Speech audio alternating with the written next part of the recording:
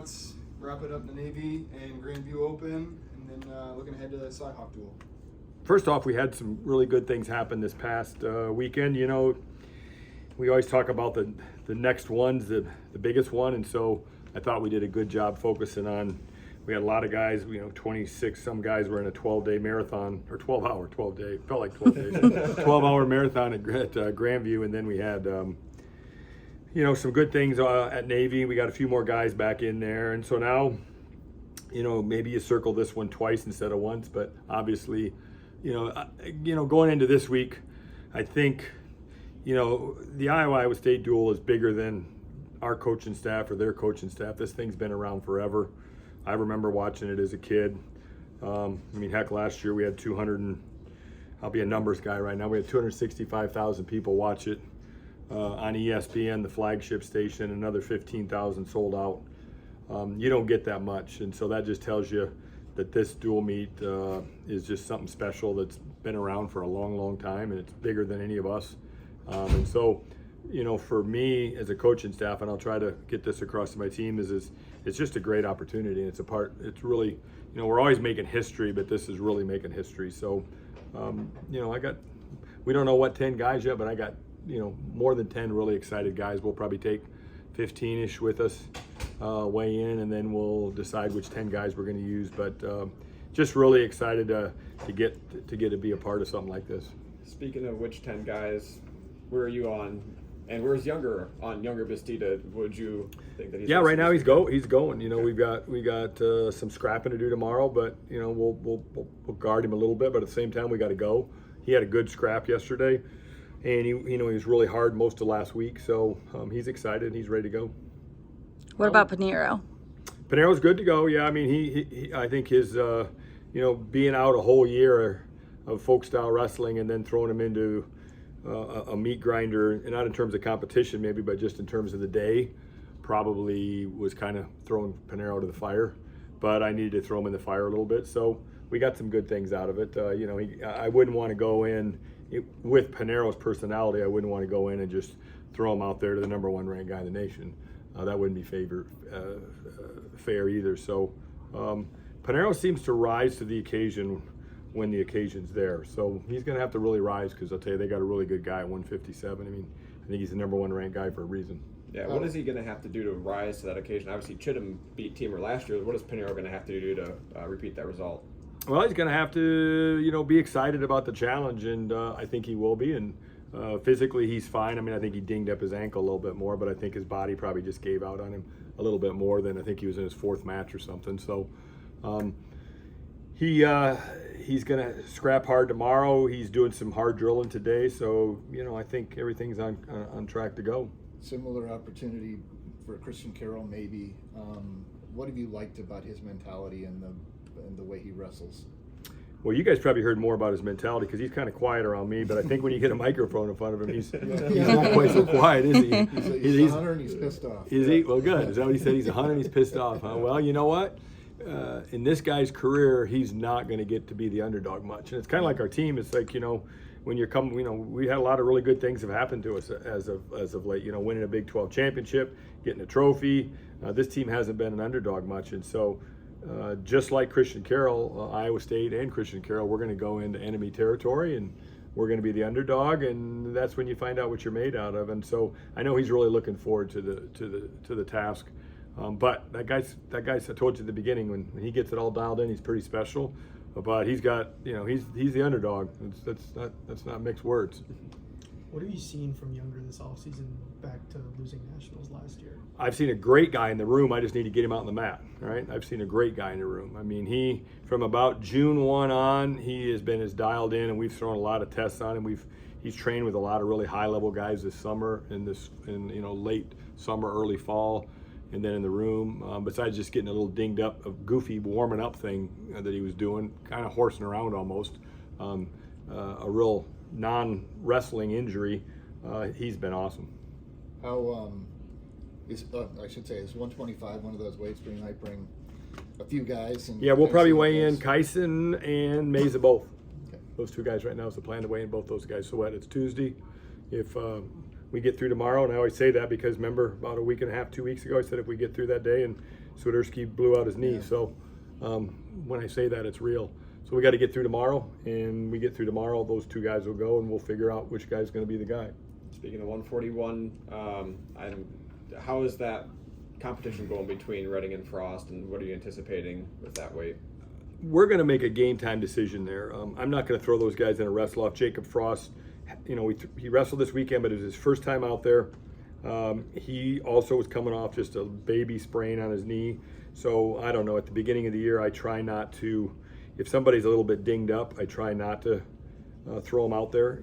Sometimes obviously, you got to get them ready to go. And so you want to put them in the fire. Nobody wants to walk out and wrestle a big time dual meet with not having at least a wrestle off or a practice match, because it is a little bit overwhelming. I mean, it's part of the reason things didn't go well for us at Stanford, because you got to simulate that. But at 41 right now, we're going to make a game time decision. We're going to see, both those guys can get the job done.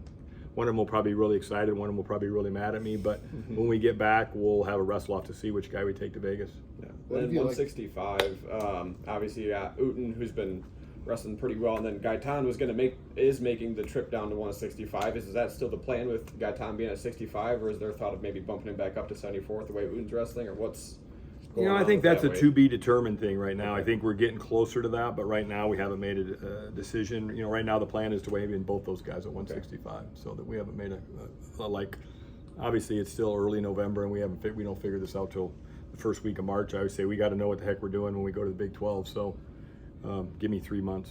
What have you liked about Anthony, the evolution, I guess, of Anthony's mentality, let alone the way he wrestles? Anthony Ichmendi has really grown up, and I don't say that in a negative way. That's the whole thing, is you're supposed to get more mature when you go through college, and you're supposed to get more mature about the sport and understand the sport better. And he's done a lot of that. He's a student of it, and he's getting a lot smarter, and he's going to get tested this week. I mean, my gosh, he's got another guy that they had all these guys mysteriously pop up that are all ranked number 1 in the nation, and now we got to go.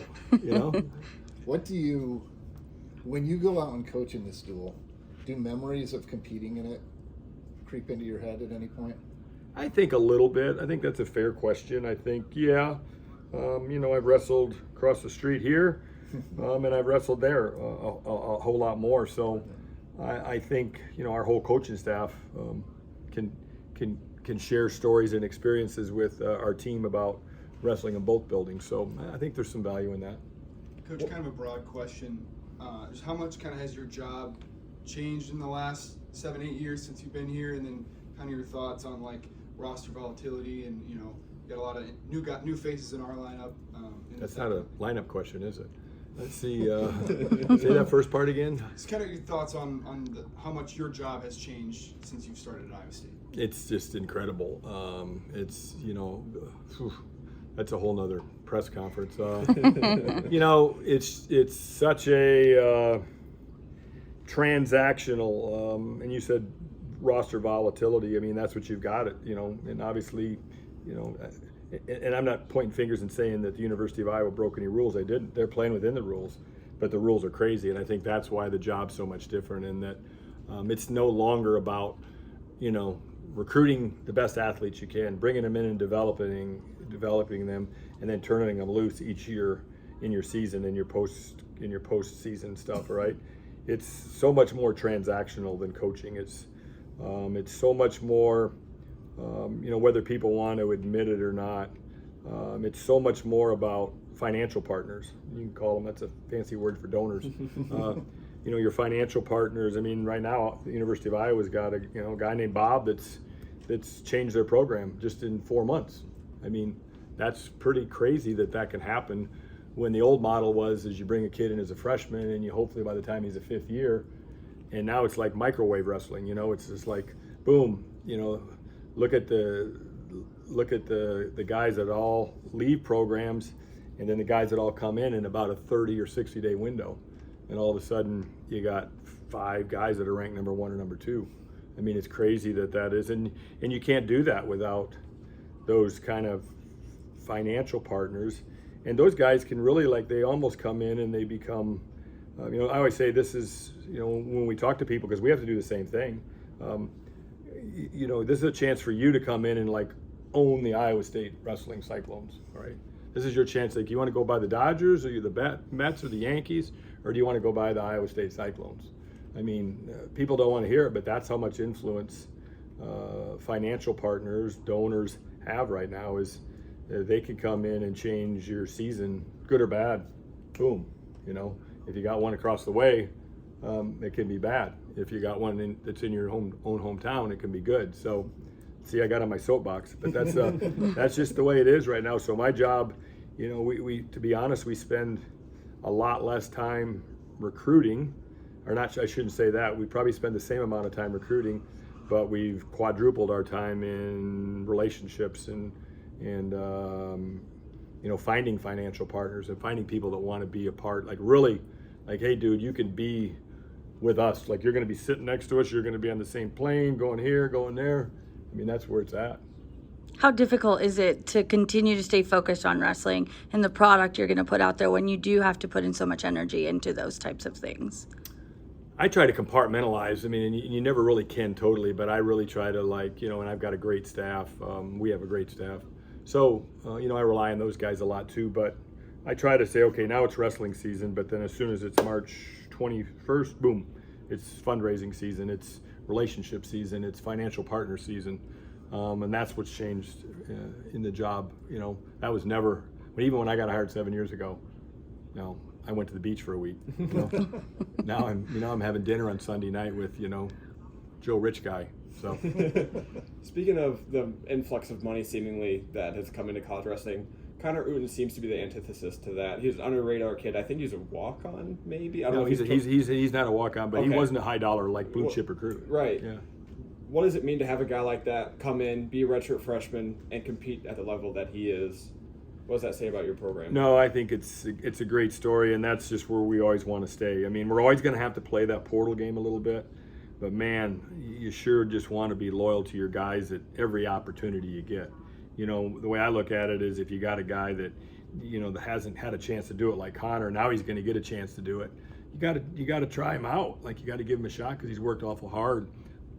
You know, and then the competitive side of it is, if you get a guy in there and he just fails and isn't a guy that can be a top 25 guy for you, then if you want to be competitive, you got to go play the portal war, you know. But I think it's a lot more fun having the Connor Uten stories that you know, that are kind of homegrown in your program. And he's got a big test in front of him. Another guy that came in, you know, last year that's phenomenal. Yep. Caliendo is phenomenal. Yeah. You know. And speaking of the portal game, might as well talk about Evan Bachman. Yeah, right. Bachman's got freshman Gabe Arnold. Obviously, we saw Gabe Arnold last year in Hilton. What's he got to do in that matchup? Obviously, Gabe is one of the most talented wrestlers out there. So yeah, super talented. I think you got a guy that's really talented, and I think we got a guy that's really tough. So we'll see how tough Arnold is, and we'll see how talented Bachman is. And you know, you got to put those two together, I think, to be really, really good, talent and toughness. And we'll see. You know, we got kind of two guys that I know our guy's really tough. Is he talented enough to go with that guy? And, you know, we got to see how tough their guy is. But, you know, for us to, again, obviously, you know, we didn't have a lot of experience, or I don't want to say a hole, but when you have a hole, it's not like it used to be where you got to go find a guy and develop, and you just dial 1-800-PORTAL and you're there, you know? Looking at the big picture, obviously this weekend's a really big opportunity, even just outside of it being the Cyhawk. They're a top 5 team, so it's a big opponent. How do you feel about your guys matching up in this when you talk just line up start to bottom? I mean, top to bottom. Top to bottom.